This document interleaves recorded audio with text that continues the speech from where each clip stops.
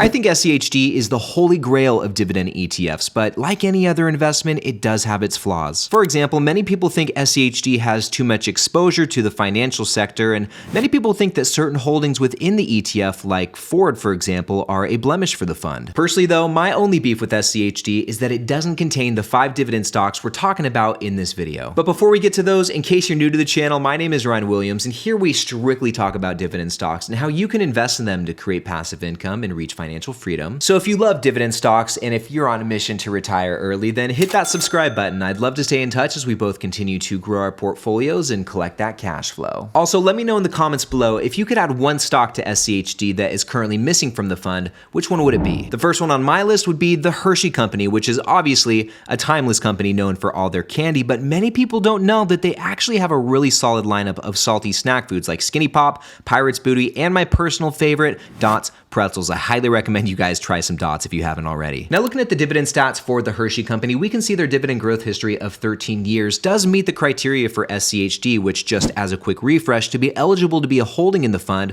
the company must have been paying dividends for at least 10 consecutive years. So just 10 straight years of payments, not necessarily growth, but we do see the growth with the Hershey Company. But also the company must have a market cap of at least $500 million, which is a box that the Hershey Company certainly checks. And then looking at the rest of the dividend stats, this is a pretty standard dividend growth company. We've got like a low 2% yield, a payout ratio that's actually looking pretty good right there at 45%. I do like to see that. And the 5-year growth rate, 9.5%. We're gonna see some growth rates in the double digits today, but 9.5% is definitely nothing to turn your nose up at. This is still really solid. But anyway, switching gears and looking at the total return for the Hershey Company, we're gonna compare it to VU, the S&P 500, and also SCHD itself. Hershey is underperforming both of these with a 1% return. And if we actually look over here, it looks like since about May, like early to mid-May, this company really started dropping off a cliff and really has come down in share price. We're seeing those returns diminish quite aggressively. But anyway, if we zoom out to the 5-year period, this tells a much different story. The Hershey Company is up 151.5%, which is more than double the returns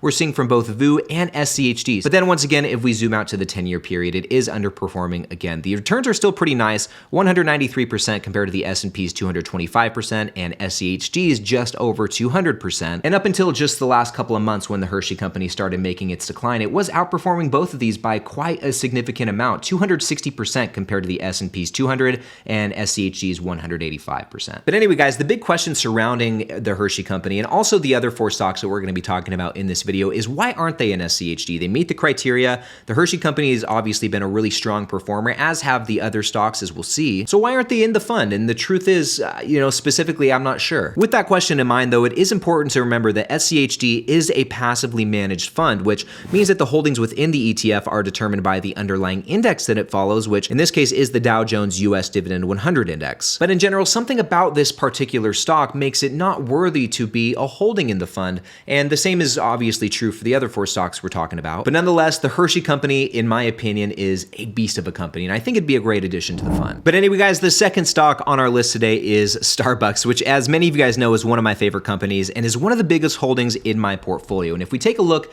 at my position using my dividend portfolio tracking spreadsheet, which you can start using for free, there is a link to grab it in the description of this video. I hope you check it out. But here we can see that I have about 38.5 shares of Starbucks, an average cost just under $90 per share, and with a current share price of $100, my position's looking pretty good. Just in terms of share price, I'm up nearly 12% on Starbucks, and then if we throw dividends into the mix on a total return basis, I'm up exactly 15.5%. And like I mentioned a moment ago, Starbucks is one of my portfolio's biggest positions. It's actually second behind Procter & Gamble, who makes up 8.5% of my portfolio, but Starbucks is coming in just above 8%. So these two are pretty neck and neck. And one of the reasons I love this company so much and have made it such a large position in my portfolio, aside from the coffee, of course, is just the fact that it's been a growth machine over the years. Just looking here at their revenue growth across all time periods, this is pretty solid. I mean, 9.5% year over year, 13% in the last 3 years, and this is on a compound annual basis. So every year on average, this is what that number is. Over the last 5 years, near 8%, and then over the last 10 years, their compound annual revenue growth rate is coming in just above 9%. Very solid. And then furthermore, if we go all the way down to the bottom, looking at that free cash flow year over year, this is looking pretty strong as well, up over 10%. Across the last 5 years, this is even higher, near 11%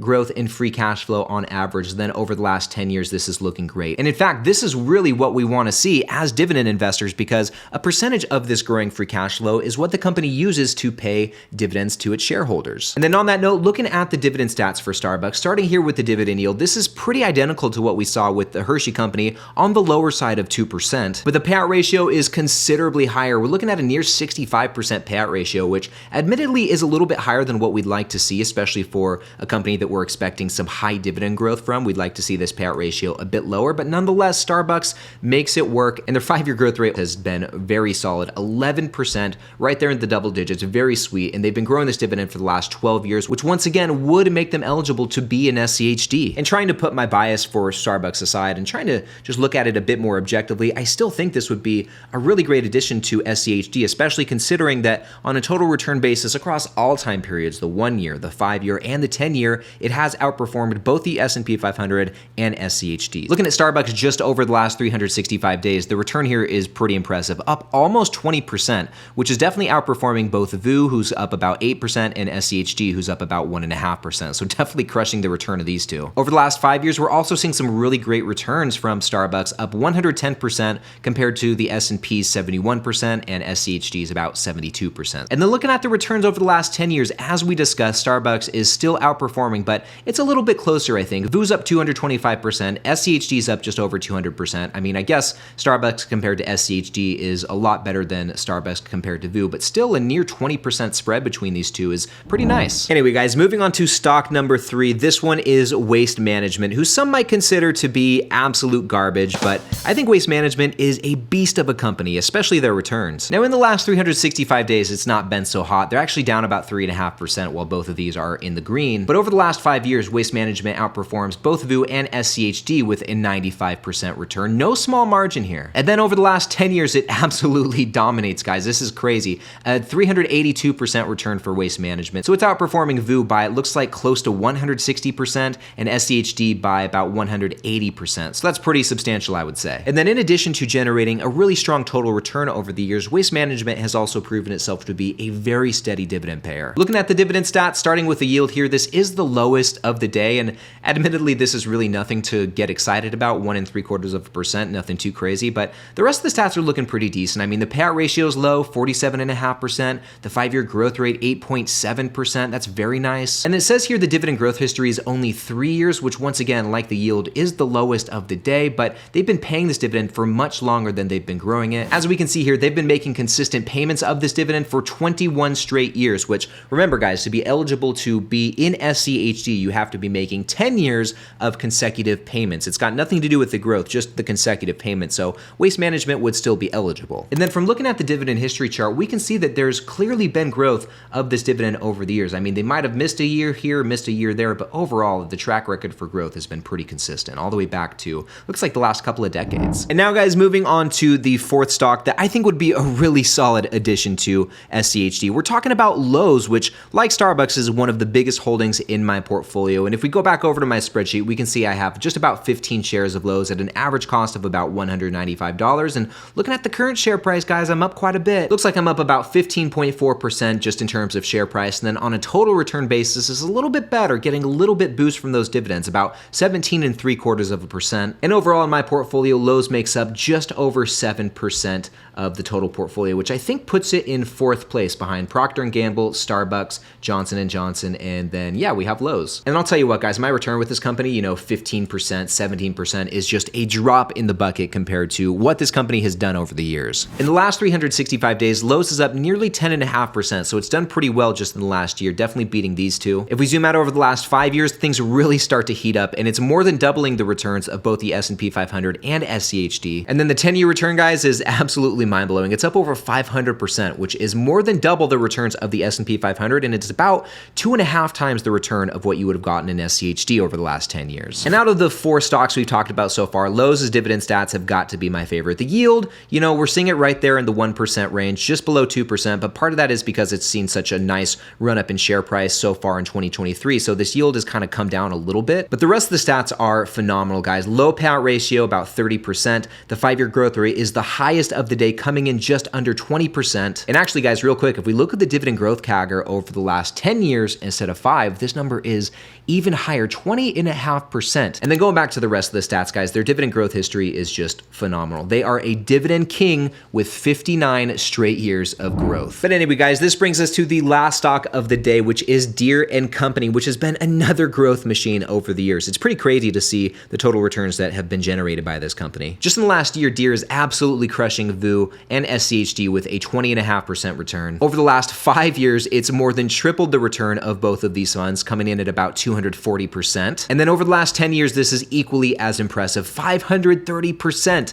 Guys, this is once again kind of like what we saw with Lowe's, more than double the returns of the S&P 500 and just about 2.5 times what you would have gotten from SCHD. And then taking a look at their dividend stats here, once again, we're seeing a pretty low starting yield, just above 1%, but otherwise the rest of the stats look pretty good. Very low payout ratio, 15%, with a 5-year growth rate that's nearly as high as the payout ratio, coming in just above 14%. And the dividend growth history is only 2 years, but they've been paying the dividend much longer than that. According to this, they've been paying dividends for 33 straight years, so that still makes them eligible for SCHD. Nonetheless, even without these stocks, I still think SCHD is the holy grail of dividend ETFs, and I look forward to getting that sweet dividend from them every single quarter, as I'm sure many of you do as well. But you know what's more exciting than getting dividends every single quarter is getting them every single month. And in this next video right over here, I'm telling you about some of the best and also some of the worst monthly paying dividend stocks. We'll be reviewing 10 of the most popular monthly payers to seeing which ones would be worthy additions to your portfolio and also which ones you should just forget about. So click right over here to check them out,